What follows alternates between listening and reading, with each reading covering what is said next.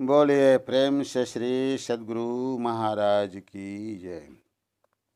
महर्षि में ही सत्संग सुधा सागर ग्रंथ से पाठ। पारा संख्या 186। संसार में 5 ही पदार्थ हैं। प्यारे लोगों, मैं ईश्वर की भक्ति के बारे में कहता रहता हूँ और किसी के बुलाने पर मैं जाता हूँ, अपनी ओर से नहीं जाता। ईश्वर भक्ति के लिए ईश्वर स्वरूप का जानना आवश्यक है। किसी भी पदार्थ को जानने के लिए ज्ञानेंद्रियां से हम जानते हैं। संसार में 5 ही पदार्थ हैं: रूप, रस, गंध, स्पर्श और शब्द। इन 5 विषयों को ही हम जानते हैं, इससे अधिक हम जानते नहीं हैं।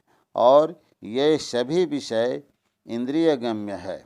ईश्वर कुछ ऐसा है कि इसके बारे में ये इंद्रियां काम नहीं करती। मुँह से भले ही राम राम कहें, लेकिन पहचानते नहीं। राम राम कहकर एक अवतारी राम को और दूसरे सर्वव्यापी राम को जानते हैं। सर्वव्यापी राम तो केवल कहते हैं, पहचानते नहीं हैं। अवतारी राम को भी अभी देखते नहीं हैं। उनके संबंध में सुनते हैं, पढ़ते हैं। उस अध्ययन के आधार पर उनका रूप रंग बनाया जाता है।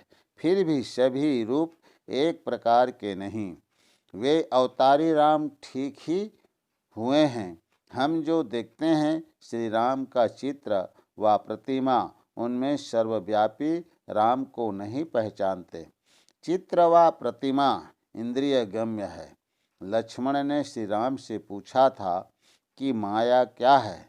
श्री राम ने ठोस रूप में कहा, गो गोचर जहाँ लगी मन जाई, सो सब माया जानहु भाई।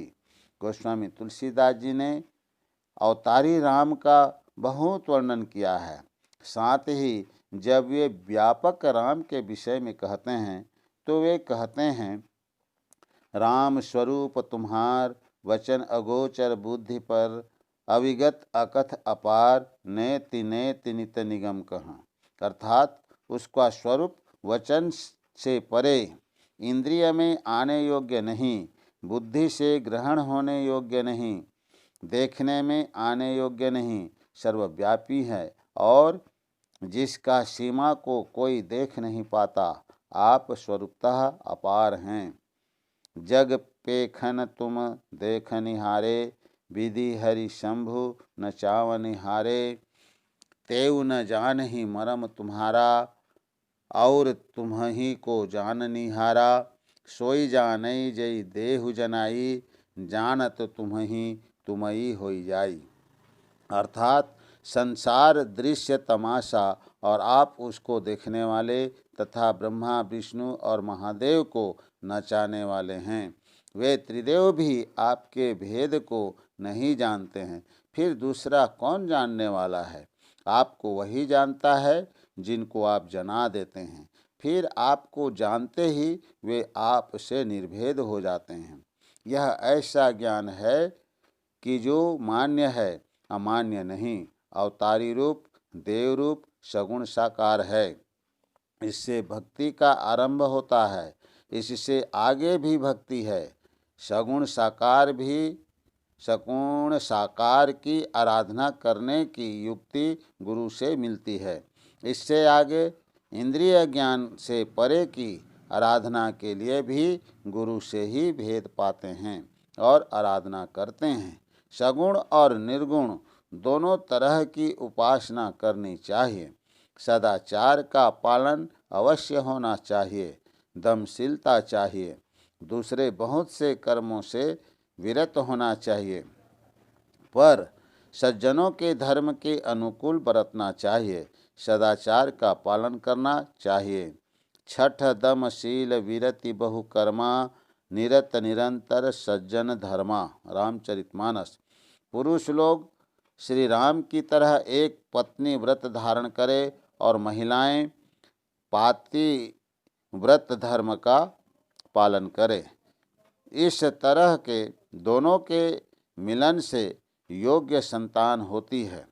संसार में सुख और शांति होती है। जब जब ऐसे लोग हुए, संसार में सुख शांति रही। सुख शांति संसार में पूर्ण रूप से नहीं मिल सकती, आंशिक सुख शांति मिलती है। इसकी भी प्राप्ति ठीक ठीक तभी हो सकती है जबकि दोनों पवित्र रहें। यह सदाचार पर निर्भर है। सदाचार ईश्वर भक्ति पर अवलंबित है। ईश्वर भक्ति को सदाचार से सहायता मिलती है। नारी वर्ग उस तरह की हों जैसे अन्य पतिव्रताएं हुई हैं। उनके लिए स्वर्ग आदि मामूली चीज है। वह मृतक को जीवित कर सकती है, हरण किए गए राज्य को पलटा सकती है तथा अंधे को आंख दे सकती है। इसके लिए सावित्री सत्यवान की कथा हमारे यहाँ प्रसिद्ध है। सबको ईश्वर भक्ति और सदाचार का पालन करना चाहिए।